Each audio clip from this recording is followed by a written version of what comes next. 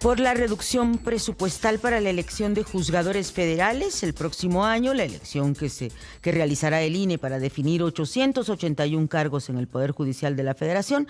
Será la primera de este siglo en la que las boletas no estarán hechas con el papel de seguridad de 15 medidas de verificación, aunque el papel común en que se imprimirán tendrán al menos 6 candados para evitar falsificaciones. El tema de la reducción al presupuesto sigue siendo muy relevante. Esta tarde habrá Consejo General en sesión extraordinaria, pues para aprobar los ajustes, y sus consecuencias siguen siendo materia de análisis, y por eso mucho agradecemos a Francisco Burgoa, abogado constitucionalista, que esta mañana nos ayude a poner en perspectiva este tema.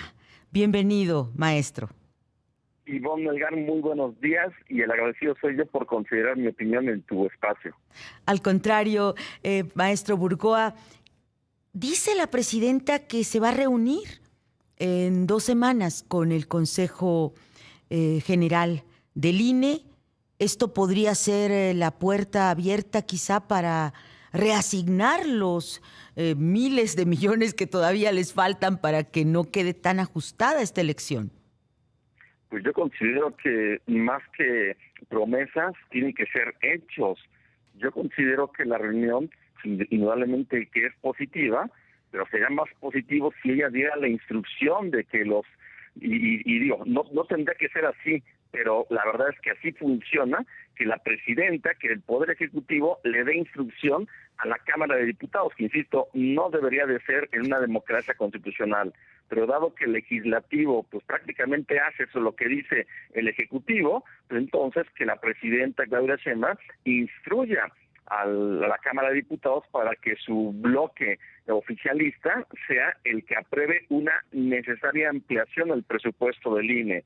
Si se quiere que sea una elección confiable, segura, y hablando específicamente, por ejemplo, de este tema que bien comentabas ahorita, Ivonne, respecto de la impresión de boletas electorales, de que no va a tener todas las medidas de seguridad, bueno, yo creo que si lo que se busca es que haya una confianza ciudadana en la organización de la elección y en las boletas, pues se tiene que ver, para empezar, con el tema del presupuesto, que realmente se dé el presupuesto hacia el INE, que es el que necesita. Entonces, esta reunión que se vaya a dar en 2 semanas, sí está bien, bienvenida, pero desde ahí yo considero que ella podría mandar el mensaje de que hablaría con los diputados para que los diputados sean los que hagan esta ampliación presupuestal, que me parece que es necesaria si se quiere empezar a tener una organización lo más perfecta posible. Así es, estamos conversando con el maestro Francisco Burgoa, abogado constitucionalista, porque los candados del papel seguridad en el que se imprimen las boletas no se generaron de manera espontánea, sino que se fueron creando como parte de un acuerdo político nacional para darle certeza a los ciudadanos de que cuando acudían a las urnas su voluntad no iba a ser burlada.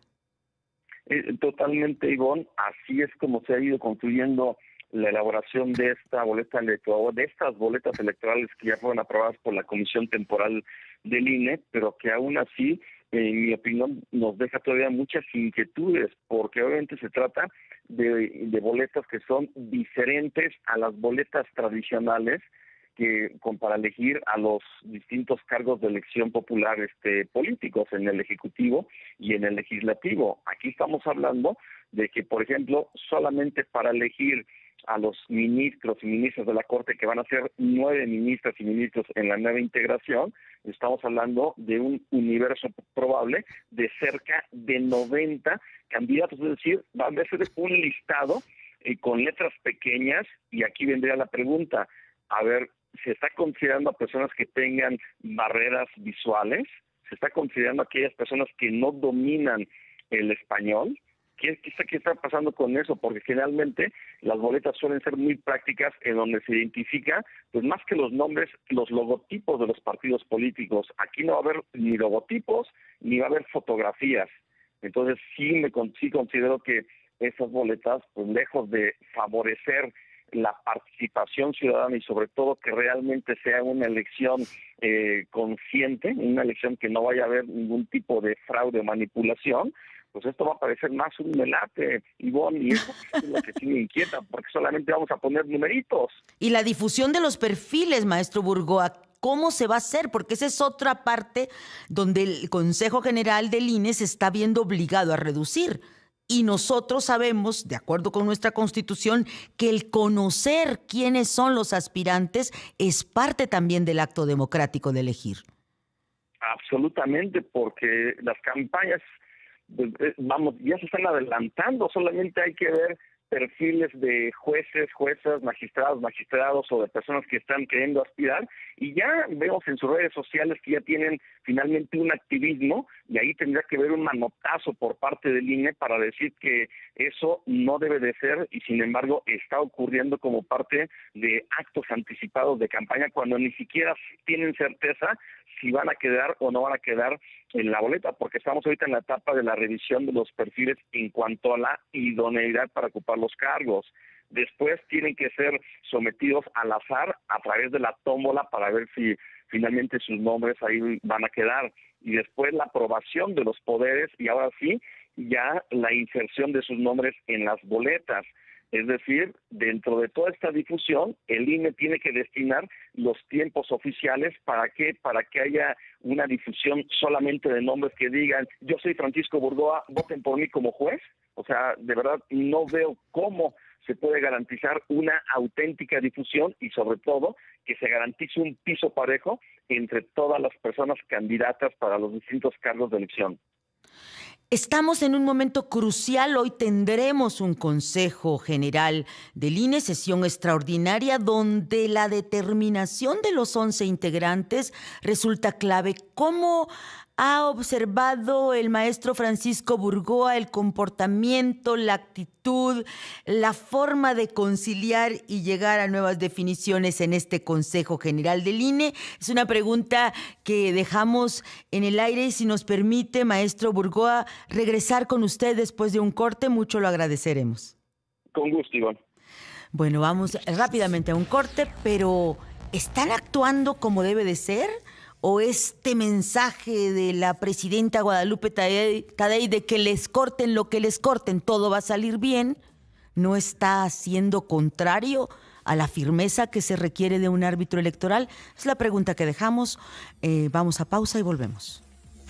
Y mucho agradecemos al maestro Francisco Burgoa, abogado constitucionalista, que nos haya esperado en esta pausa para retomar nuestra conversación sobre cómo está actuando el Consejo General del INE frente a este recorte presupuestal sin precedentes en la historia, cuando tiene tantos ajustes que realizar al grado que está sesionando un día antes del cierre del año y pues la expectativa de recibir una ampliación, pero con un discurso que a veces parece contradictorio cuando la presidenta del INE, Guadalupe Tadei, y algunos de sus afines dicen que no va a haber problema, que finalmente, aunque les hayan recortado lo que les hayan recortado, todo va a salir bien. Es que ese es el punto, como bien lo comentas, Ivonne, y ahí coincido con algo que se tiene. Lo que está proyectando el INE es finalmente un mensaje que es totalmente contradictorio, porque simplemente veamos qué sucedió hace 3 años con el INE cuando organizó la consulta popular. Hizo todo lo posible, utilizó todos los medios jurídicos para poder obtener una ampliación presupuestal para poder organizar finalmente la consulta popular. En el caso del actual INE, pues así como dice, vamos a solicitar 13 millones porque si no, no se va a poder realizar, de repente les dan ni siquiera la mitad, poquito menos de la mitad, le dan 6 millones y dicen, bueno, con eso vamos a organizar la elección. A ver, entonces, ¿se necesitaban o no se necesitan 13 mil millones de pesos para poder organizar finalmente un proceso electoral impecable, que es además inédito en la historia de nuestro país? Nunca lo habíamos tenido.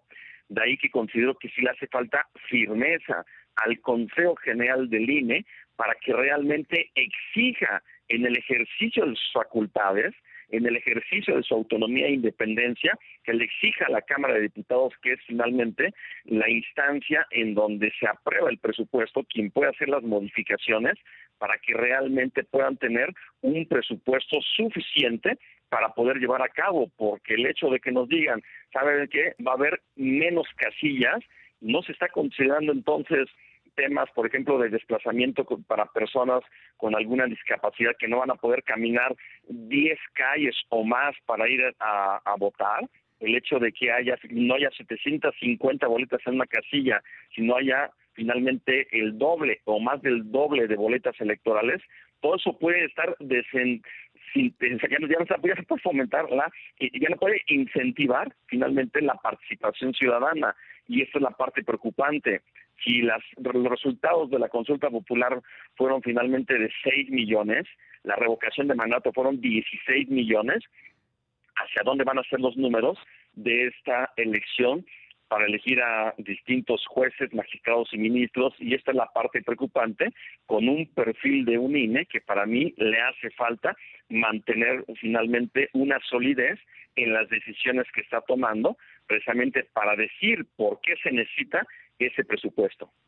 Estamos conversando con Francisco Burgoa, abogado constitucionalista, sobre la forma en que está procediendo el Consejo General del INE, conformado por 11 integrantes, frente a este recorte presupuestal. Había solicitado más de 13,000 millones, le dieron 6,000. Ahora algunos de sus integrantes, con la presidenta incluida, dicen: queremos una ampliación de partida. La presidenta de la República habla de reunirse con ellos para conocer a detalle lo que están solicitando, pero hay un tema de fondo: cómo se ejerce la autonomía.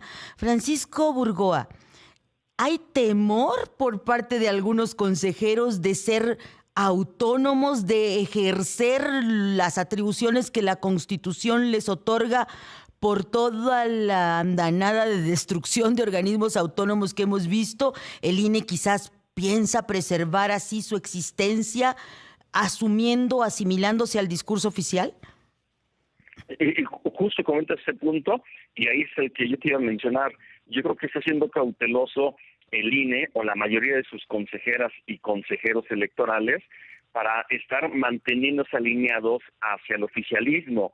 ¿Por qué? Porque todo indica que el próximo año, que ya está a la vuelta de la esquina, se va a llevar a cabo también la reforma constitucional en materia electoral, con lo que implicaría la desaparición del actual INE como lo conocemos, para ser sustituido por otro instituto electoral que también no sabemos si se va a retomar la propuesta del expresidente López Obrador, o va a ser una propuesta totalmente distinta, y posiblemente muchos de ellos están manteniendo esa cautela en sus decisiones al momento de que quieran ser considerados eventualmente en el nuevo instituto electoral. Y esta es la parte que uno dice, bueno, entonces ya no se trata de defender las instituciones, no se trata de organizar, pues en lo que, aunque no estemos de acuerdo, pero cuando menos que se organice un buen proceso electoral. No, simplemente parece que lo que buscan es solamente cuidar intereses personales y estar viendo hacia el futuro. Y esta parte obviamente sería pues sumamente grave, lamentable y preocupante que así se estuvieran tomando sus decisiones solo en función de quedar bien con el oficialismo y no garantizar la implementación de esta reforma judicial.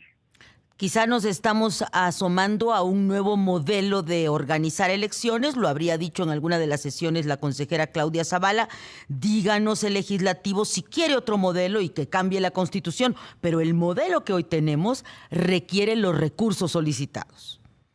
Totalmente de acuerdo con la consejera Zavala. Si realmente se quiere cumplir íntegramente con las facultades constitucionales, tiene que haber presupuesto. No se trata solamente de incorporar caprichos en la Constitución y después a ver cómo se pueden estar cumpliendo. Se tiene que cumplir finalmente con recursos, y los recursos tienen que provenir finalmente del presupuesto de egresos de la Federación, que le corresponde finalmente a la presidenta de la República hacer la propuesta y le corresponde a la Cámara de Diputados a aprobar finalmente el presupuesto con modificaciones si así lo considera. Y aquí el tema simplemente es: el INE requiere un presupuesto suficiente, lo pidió de 13,000 millones de pesos, le dieron 6,000 millones de pesos y no se ve cómo la mitad de ese presupuesto pueda garantizar una organización electoral lo más perfecta posible. Cuando menos sí se tiene que hacer todo un diagnóstico para que realmente se diga qué es lo que va a pasar si no se tienen esos 13,000 millones de pesos, que realmente lo explique con detalles, porque si simplemente dice la consejera presidenta del INE, Guadalupe Tadei, bueno, aunque nos den 6,000 millones de pesos, vamos a hacer un buen proceso electoral. Entonces, ¿para qué querían 13,000 millones de pesos? Uno se preguntaría, y de ahí son las contradicciones que sí es importante estarlas señalando.